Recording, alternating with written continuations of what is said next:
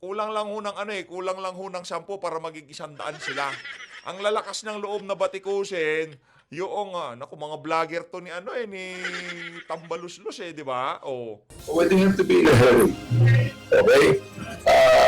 We can investigate more to be able to be more sure. In the 20th Congress, we can be more sure of the impeachment. Rather than Noon pa naman ho kasi mga kababayan, alam na ho nila atras sa bante na hindi lulusot yung impeachment na yan. Pero tinuloy-tuloy ho nila para makondisyon ang utak ng ating mga kababayan at para masira na ho nila itong si Vice President Sara Duterte. Dito sa video na to, pag-usapan ho natin itong naging panayam ng UNTV dito kay Atras Abante na kung saan ramdam na ho natin dito sa mga congressman na nagsusulong ng impeachment dito kay Vice President Sara Duterte. Tila bagang wala na ho, nawawalan na ho sila ng pag-asa. Pero bago yan, isang like at isang subscribe, masaya na ho tayo dyan. Sa mga gusto sumali sa ating community, alam nyo na ho gagawin yung join button, nandyan lang ho sa baba. 52, itong si Pastor Apollo Kibuloy at 55 naman ho, itong si Atty. Vic Rodriguez. At syempre, para sa mga dabaway nyo, huwag nyo kong kalimutan, number 2 sa balota, ito hong si dating Pangulong Rodrigo Duterte. At syempre, alangan namang kalimutan ho natin itong si 38, itong si Congressman Rodante Marcoleta. Umpisahan ho natin ang ating video dito sa nag-viral na to, na kung saan nakagurgur ho siya ng 3 katao. Kitang-kita nyo ho dito sa kanyang interview na to, sa, hindi ho tayo nagkakamali, sa GMA to, no? Hindi ho natin maintindihan yung sinasabi niya kasi ano ho siya Bisaya. Pero yung mga kababayan ho nating marunong dyan, ilatag nyo na lang ho dyan sa comment section kung anong mga pinagsasabi nitong bangag na to. Talagang literal na bangag ito, mga kababayan. Ako si Pakinggan Eduardo Ramos Tagoy Jr. Pila edad? Naku, 41. Ganong na ka diri? Na ako diri. Kay tungod kay nakapatay ko mga innocent din tao tungod ang grabe. Isa. Talagang yung droga na yan parang lagusan ng mga masasamang elemento sa katawan ng tao, no? Pagka nakasinghot ka niyan, nakagamit ka niyan, parang yung mga masasamang elemento talagang magpapasukan sa katawan mo. Parang binubuksan mo sarili mo sa mga masasamang elemento. Tingnan nyo, hindi ho to normal, normal na igsuon nga ako normal na aksyon ng isang ng isang normal na tao. Mo kung asawa. Pero anak din sa akong inahan. Pila ka mo kimok napatay? Upat abi na ko awsa panuway gid mo. Ngano ito gipatay? Ako tulo pa ka adlaw na ko nadawat nakuha na ko. Wala ho mga kababayan, tayo ho'y nalulungkot sa mga nangyayari ngayon sa ating bansa. Hindi na ho natin tatapusin to. Kasi base doon sa mga nakita nating komento dito noong pinapanood to, talagang napakalagim hong sinapit ng mga biktima nitong bangag na to. Kaya naman, kailangan na ho talaga nating magkaroon ng leader na kung saan na mayroong paninindigan na tayuan ang mga kalokohan na nangyayari ngayon sa ating bansa. Talagang hardliner pagdating sa illegal na droga. Kasi ho mga kababayan, ngayong mga panahon na to, yung mga, yung mga drogista, talagang good life ho sila Kumbaga talagang sunod ho sila sa layaw dito sa administrasyon na to. Kung ano hong gusto nilang mangyari, tumira araw-araw, nagagawa ho nila lahat yun. No? Yun ho nakakalungkot dito sa administrasyon na to. Talagang wala na ho.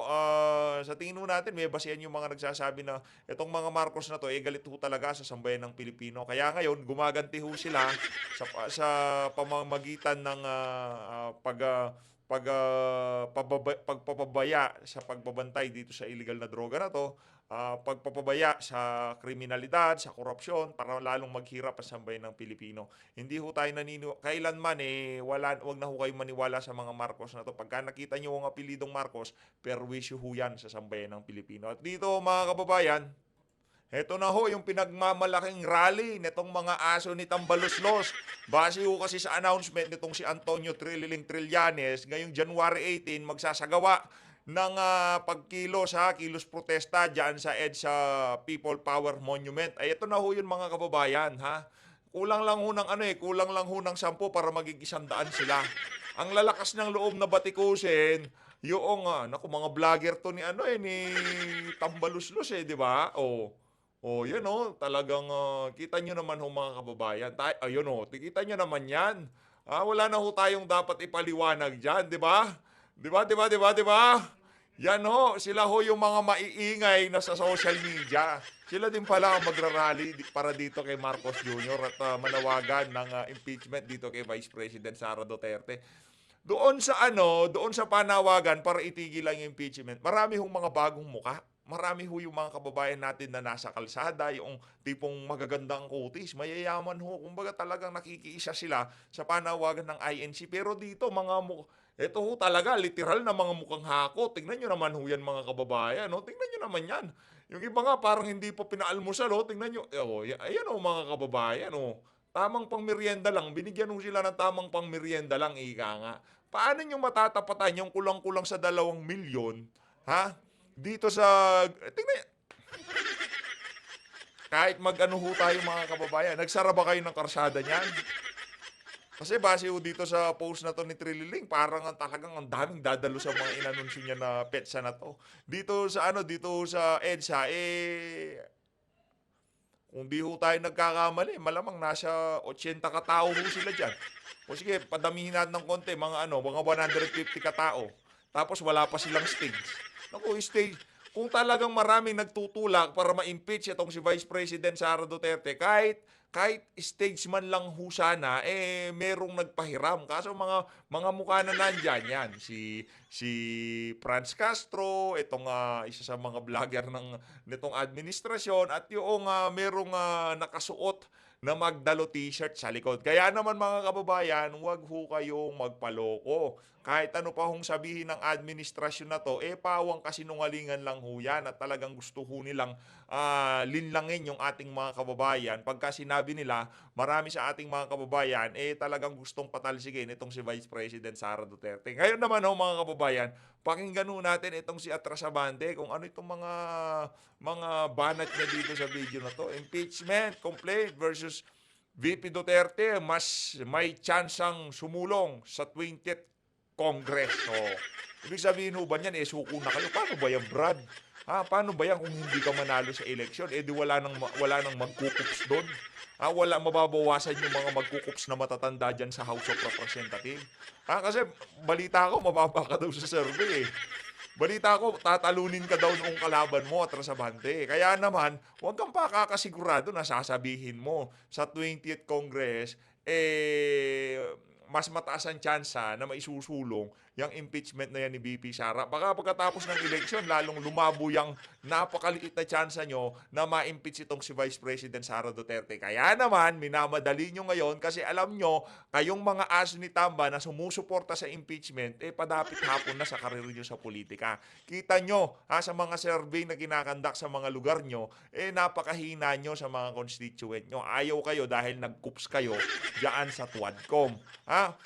Ngayon pa nga lang ho wala nang kasiguraduhan. Paano pa pagka wala na si Fernandez, natalo yang si Atras Abante, wala na yang si Barbers? Kasi mahihina na ho yan, yung iba tapos na ho termino. Kaya minamadali nila ngayon, habang hawak ho sa liig ni Tambaluslos, itong mga congressman na kagaya nitong si Atras Abante. Yun ho ang real talk doon. Dahil sa susunod na Congress, marami yung uncertainty. Hindi ho nila alam kung mananalo pa yung mga kandidato kagaya nitong Coops na matanda na to. Kung makakabalik sila dyan sa House of Representatives. Kaya kailangan ho nilang madalin yung impeachment na yan dito sa 19th Congress. Kuha nyo ho ba mga kababayan? Kung kuha nyo ho, di mag-comment lang ho kayo dyan sa baba para talagang magkalatagan ho tayo ng mga punto de vista. Ika nga. Eto, rekta ho tayo dito kay Atras Abante. We don't have to be in a hurry. Okay? We can investigate more to be able to be more sure. In the 20th Congress, we can be more sure of the impeachment. Grabe naman, talagang walang kabayas-bayas, no? Hindi pa napag-usapan, sure na talaga yung impeachment, lalo na dito kay Atras Abante. Paano ba yan, Brad? Kung pagka natalo ka, impeachment mo, quit mo. Diba? Mag-impeachment ka mag-isa mo sa bahay nyo. Paano pagka nasa bagay? Mayaman ka na, sir. No, kahit na, sa tingin ko, kahit na hindi ka na magtrabaho hanggang magurgur ka, mataba na yung pitaka mo. Diba? Okay lang kahit hindi ka na maging congressman. Kahit nga bigyan ka pa ng 2 lifetime No? Sa dami ng pera mo, kahit na 2 beses ka pa ipanganak, di mo na mauubos yan, Brad. kung idadalin mo lang sa pagkain at konting pasyal, di ba? Kung doon mo lang dadalhin, huwag ka lang mag-chicks at magkakasino, di mo na mauubos yung pera mo na yan. Sa yayaman ng mga congressman na yan, kahit ipanganak pa ho sila ng tag-10 beses, hindi na ho mauubos ang pera nila. Saan nila kinita yung pinakamalaking bulto ng kanilang ari-arian ngayong mga panahon na to? Sa 19th Congress.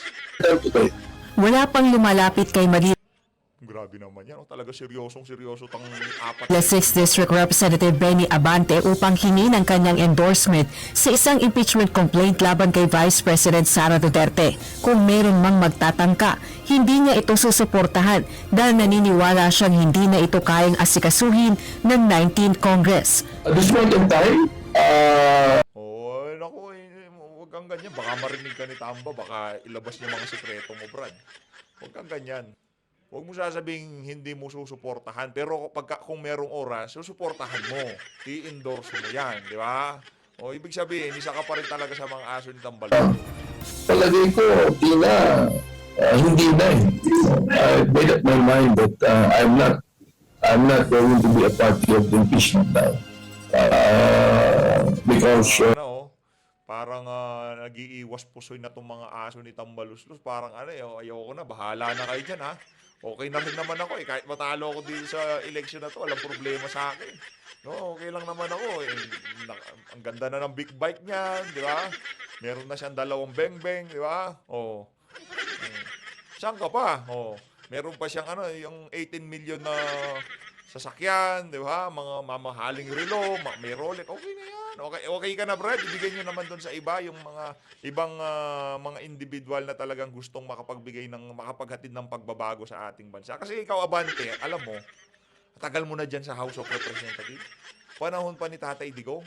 Hindi bumuti ang lagay ng mga constituent mo. O bumuti lang yung lagay mo. Hindi sila nakabili ng kanilang mga mamahaling kagamitan. Ikaw lang ang nakabili. Oh, kaya mas mainam, Atras Abante, tigilan nyo na ho yan. Maawa ho kayo sa mga kababayan nyo kung agasan. it's too short a time. And I think that we're not prepared for it. Ganito rin umano ang pananaw ng iilang kasamahan niya sa Kamara na nakausap niya kaugnay ng issue. Ano mo na naman, talagang puro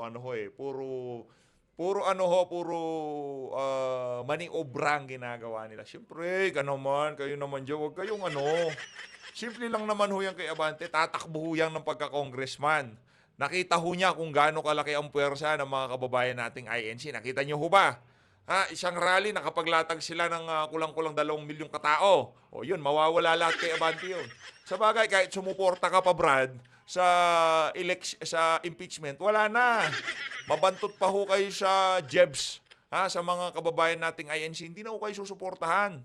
Kahit na anong gawin nyo, alam naman ho namin. Kaya sinasabi nyo sa 20th Congress, siguradong impeachment. Kasi umaasa pa kayo na kahit papano, susuportahan kayo ng INC. Pero huwag na ho kayong umasa. Di ba sinabi nyo, madami naman yung nyo dyan sa religious group nyo? Ano bang reunion nitong si Atras Abante? Baptist, kung madami, kung kaya ka nang ipanalo, diretso mo na impeachment kay VP Sara, wag ka nang ang dami mong pangkaarte. Iwala ng kongresista, mas mainam kung pag-iibayuhin na lamang ang investigasyon sa paggastos ng confidential funds ni VP Duterte sa pamamagitan ng Department of Justice at ihain ang impeachment complaints sa 20th Congress.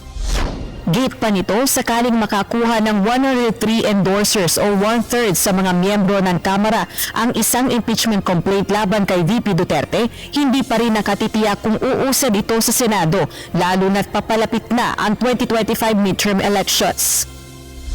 Bagaman dismayado sa posisyon ni Congressman Abante, hindi naman nawawala ng pag-asa si House Deputy Minority Leader, ACT Teachers Party List Representative Franz Castro, isa sa mga nag-endorso ng ikalawang impeachment complaint laban kay VP Duterte. Well, karamihan naman na nakakausap ko sa majority ay no pa rin sila.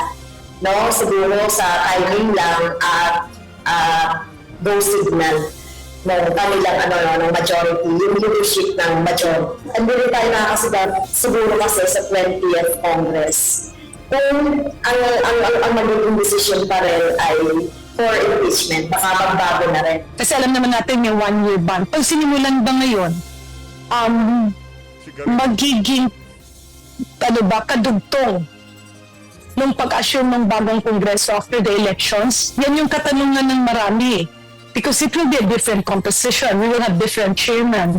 Ito yung mga bagay na tinatanong. Kasi kung kadugtong siya, pwede. Pero kung hindi siya kadugtong, andun na yung tanong, nakakayanin ba with the time constraint? Gagawa naman ng mga pagkilos sina Congresswoman Castro upang makumbinsi ang mga kasamahan sa Kongresong aktuhan ang impeachment complaints. Sa June 2025, nakatakda ang adjournment ng sesyon ng 19th Congress. Rosalie Cruz, UNTV News and Rescue. Diyos sa naming ano ho yan, malabo ho talagang ano lang ho yan, paninira dito kay Vice President Sara Duterte. Pero kung makachamba sila, ma-impeach ho nila tong si VP Sara, ganun ho talaga. Pero sa tingin ho natin, alam ho nila na walang kahihinat na niyang impeachment na yan. Kumbaga linoloko lang ho nila yung kanilang mga sarili na paniwalain na magtutuloy-tuloy yung impeachment na yan. Sa kabila ng tinignan na ho nila yung timeline, hindi ho talaga aabot. Pero tinuloy na nila kasi sayang nga naman yung dinakta nila sa diyan sa Committee on Bad Government, diyan sa TWADCOM, di ba? Sayang ho yung pag-iipal ni Joel Chua, yung si Garin, yung si Luistro, ayaw ho nilang sayangin yung mga kawalang yaang ginawa nila diyan sa Committee on Bad Government. Kaya kailangan ho nilang ituloy yung yung usapin ng impeachment kahit alam nila na wala na hong kapupuntahan ika nga. Eto, rekta ho tayo dito sa etong matindi ito. Ito ho yung gold reserve ng Pilipinas, binenta na ni Marcos Jr., Attorney Vic Rodriguez. Ano ho ito mga kababayan? Ito yung pagbisita sa Jamaica nitong si Attorney Vic. Ang video ho nito ay galing kay Palangga Binibining Maharlika. Panuorin ho natin mga kababayan. Pangdiinan na naman ito. Attorney. At ito po'y dalangin namin, sana'y talagang maupo ka na bilang senador ng aming bansa. Ang aming buong pamilya na nasa Pilipinas, tinatawagan namin ito palagi na huwag kayong kalimutan isama sa kanilang pagboto bilang senador. Ito po yung aking tanong. Kasi po, madalas kong narinig na meron tayong 119 tons na halaga ng gold sa Central Bank na nakadeposito. At ayaw mo sa balita, ito ay naibenta ng 29 billion. Ngayon po, kung kayo po tayo maupo, meron po ng pagkakataon na ito'y babawi natin sa mga taong nagnakaw ito sa Central Bank. Kagaya ho ninyo, maraming salamat sa inyong mabuting pag-endorso at pananalita. Yung kagaya po na nabanggit ninyo, ito'y nabenta na at walang malinaw na paliwanag mula sa Bangko Sentral ng Pilipinas. Except they acknowledge na X amount or ilang toneladang ginto na nagmumula sa ating reserve ang kanilang binenta. Ang naging maiksing paliwanag, maganda daw ho kasi yung presyo ng ginto nung panahon na binenta nila. And they want to take advantage of that. This is true. But that's a lie. Tama po na sinabi nila yun, pero kasinungalingan yung reasoning. Bakit? At that time na binenta nila yung ginto, maganda nga ang presyo. Pero pag yung fiat currency na na-realize sila sa pagbenta ng ginto, hindi na uli nila matutumbasan yung ganong tonelada sa pera ng kanilang nabentahan. Dahil higit na mas mataas na lalo ngayon ang presyo ng ginto kung ihahambing at that time na ibinenta nila. So I think my intelligent guess, kaya nila binenta yung panahon na yun, gusto nilang labanan yung further depreciation of the peso. Ang piso ngayon is almost 59 pesos to a dollar. At nung siya naupo noong June 2022, I think it's around 55 or 54.90 something. Now it's down to 58.30, 58.50, leading the way hanggang magsi-60 bago matapos ang taon. So yun yung naging kadahilanan sa tingin ko. Gusto nilang labanan yung further depreciation of the peso. Pero lahat ito ay artificial, lahat ito ay cosmetic method para malabanan mo yung depreciation ng peso. Kinakailangan magsimula ako talaga sa gobyerno eh. Kinakailangan meron tayong fiscal discipline. Kinakailangan meron tayong prudent financial management, planning and spending. Kinakailangan meron tayong austerity. Kinakailangan maghigpit tayo ng sinturon. Again, babalik ko sa inyong home budgeting. You do not spend more than what you earn. Otherwise, you'll end up borrowing. And when you end up borrowing, pati bahay mo, isasanla mo, hindi mo mababayaran yan, andyan ka na ngayon sa kalsada. Kasama ka na sa mga homeless. Ganon din sa Pilipinas. Hindi tayo pwedeng patuloy na mangutang. Dahil, wag naman, pag dumating sa punto, yung tinatawag nating debt to GDP ratio, yung accepted global standard for sovereign debt, yan po'y dapat nasa 60% lang based on the debt to GDP ratio. Ang Pilipinas po ngayon elevated na yung ating debt to GDP ratio. Maybe not yet reaching 61%, but it's getting there.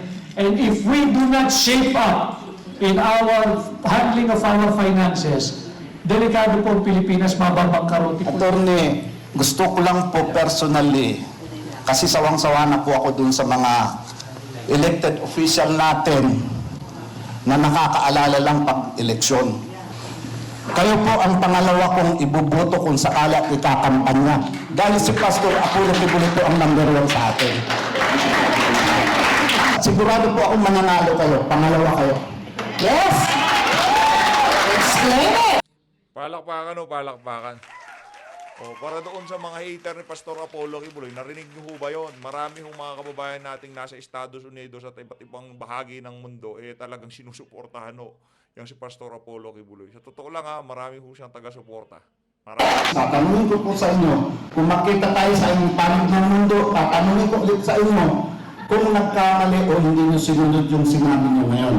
Nakakatuwa pa akong assurance sa inyo, yung pag-asa, na sana po 2 o 3 senador na totoo ang nasa Pilipinas ngayon. Kaya na po yun, isa na doon, i-assure nyo, manggaling sa bibig ninyo, tatayo kayo sa tama, hindi po pwede na okay na. Kasi, ano yan, alam nyo naman kultura ng Pilipino. Sana po, panindigan nyo ngayon, harap-harapan tayo, sasabihin nyo, kung anong sinabi nyo, tatayuan nyo. Okay lang naman ho yung mga, kasi yung yung tipong dati kasi pagka may tanungan portion sa mga actually ngayon pa lang nagkaroon ng ganyan yung mga ordinaryong Pilipino. So yan siguro, so dahil sa frustrated na ho yung ating mga kababayan, di ba? Dahil paulit-ulit na lang yang mga politiko na yan. Kaya naiintindihan ho natin yung mga kababayan natin pagka nagtanong sila sa mga politiko na to, siguraduhin mo yung sinasabi mo na yan dahil pag nagkita tayo ulit, pagka nagbago ka ng babalikan ka namin, tatanungin ka namin. Di ba? Ganun no. Kaso nga, ang problema ho, ito kay Atty. Vic, nakakasigurado tayo na talagang tatayuan niya ho yung kanyang mga statement na ilinalabas. Kasi, hindi hayok sa pwesto, igika nga. Hindi ho siya yung tipong para lang magkapwesto sa pamahalaan. Gusto nyo ho talagang maghatid ng tunay na pagbabago sa ating bansa. Yang si Atty. Vic Rodriguez. Pero yung iba mga kandidato, gusto lang talaga ho pwesto, sa totoo lang. Lalo na yung mga nasa lineup nitong si Marcos Jr. Gusto lang ho ng mga yun, pwesto sa pamahalaan. Yun wala na ho tayong aasahan dun sa mga yun. Kahit natanungin natin sila na pagka ba nanalo ka o anuhin ka namin, babantayan ka namin, sisingilin ka namin dahil dito sa mga sinasabi mo ngayon. Iwag na ho natin silang gano'n. Lalo na yan sila Abalos, yang sila Tolentino. Naku, wala ho tayong aasahan sa mga yan. Kahit ano pa hong ipangako sa atin yan, magmamana lang ho sila doon sa kung sino man ang nag-endorse sa kanila at walang iba kung hindi itong si Marcos Jr. Kaya huwag na ho tayong umaasa dito sa mga mga politiko na to. Kung gusto ho natin magkaroon ng tunay na pagbabago, siyempre iboto ho natin. Si Senator Bato de la Rosa, yung mga kandidato na alam ho natin na tatayuan nila kung ano man yung prinsipyo nitong si dating Pangulong Rodrigo Duterte. Yan si Pastor Apollo Kibuloy, si Atty. Vic Rodriguez, ilan lamang ho yan sa mga mga kandidatong talagang susuportahan ho natin dito sa PH Update. Tuloy. Sana po, labanan yung mali at itaman kung anong tama. Maraming salamat, Renato. Hearing you, talagang sunog na sunog. talagang pasong-paso ang Pilipino, no? No, yung tinig ninyo, talagang pasong-paso ang Pilipino. Very, very hesitant at talagang ayaw basta magbigay ng inyong tiwala. Tama po yan. I encourage more of like that. Tama po yan. Alam ko yung nararamdaman ninyo. At hindi lang po kayo, napakaraming Pilipino ang ganyan. Hesitating to give their trust again kung sino man ang nanghihingi ng tiwala nila. Mahalaga po yan going into the midterm election. Importante po yan. And I take no offense because I am not an exception to the rule. Maganda po yung inyong nararamdaman. And yes, I will always side, I've said this many times, I will always side with the Filipino people. At tama yun, kahit saan tayong lupalot ng mundo magkita, Salamat po. lumapit ka sa akin at kapag ka ibaga at aming pinaninindigan, siningin mo ko kahit saan tayo. Salamat po. Palakpaano natin tong si Atty. Kahit saan tayo magkita, yung mga sinabi ko na yan, tatayuan ko yan. Ibang klase ko talaga. Oo. No, natutuwa ho tayo, no, dahil kahit pa paano, no, at least meron ho tayong mga kandidato na talagang masasabi natin na pagkayan na upo, hindi nasayang ang boto natin sa mga yan. Di ba? Hindi kagaya noong 2022. Laking perwisyo ng mga kandidatong sinuportahan natin. Lalo na yung si Marcos Jr., di ba? Dami ho niya nabudol Pero kung mapanggang sa ngayon, naniniwala pa rin kayo sa kanya, naku, may problema tayo dyan, no? Wag na. Susuportahan nyo pa yung si Revilla, naku, wag na. Sayang lang boto nyo ho dyan. Susuportahan nyo yung si Lacson, yung si Soto, naku, wag na. Magsasayang lang ho. Kung susuportahan nyo yung si Soto, yan na lang si Atty. Jamie Bondoc. Pasasalamat po sa inyo. Hawakan mo po yung sa bibig po ninyo. Maraming salamat po, Atty. Senador Rodriguez. Magandang hapon po sa inyong lahat, lalo na sa mga kamaiso. Magandang hapon po, Atty. Alangga. Magandang hapon po. Tawagin ko na po kayong senador, Senator Vic Rodriguez. Napakasimple lang po yung tanong ko. Ano po standing nyo regarding po sa healthcare? Lalong-lalo na po kasi ako po, mayroon po akong anak na autistic. Sana po meron po kayong may dagdag na project or whatever for autism sa Pilipinas. Kasi marami po tayong mga kabataan doon na autistic na halos napapabayaan po sila dahil wala po silang budget, wala po pera para may taguyod po yung mga batang may mga disability. So, ang tanong ko po sa Senator, ano po bang standing nyo regarding sa healthcare, lalo-lalo na po sa mga senior at saka yung mga drug addict po, katulad ni Bongbong Marcos. So, maraming salamat po, Senator. Maraming po salamat. Ang aking stance sa healthcare, simple. Dapat hindi pakialaman yung pondo ng PhilHealth. At kung sakasakaling sobra-sobra yung pera ng PhilHealth at ang mga nagkakamali ay yung management, yung mga opisyal ng PhilHealth, ang parusahan mo, yung palpak o mahinang management, hindi yung mga beneficiary ng PhilHealth. Ang ginawa ni Bongbong Marcos, dahil daw sobra-sobra pera ng PhilHealth at hindi nagagamit ng tama, tinanggalan ng budget, zero budget. Pinarusahan niya yung mga miyembro ng PhilHealth. Wala sa ayos na yun, wala na sa lugar yun. Ang dapat mong parusahan, ang dapat mong kastiguhin, ang dapat mong disiplinahin ay yung management ng PhilHealth, hindi yung mga miyembro. Malay ba ng miyembro paano ginagamit o minamanage yung pera nila?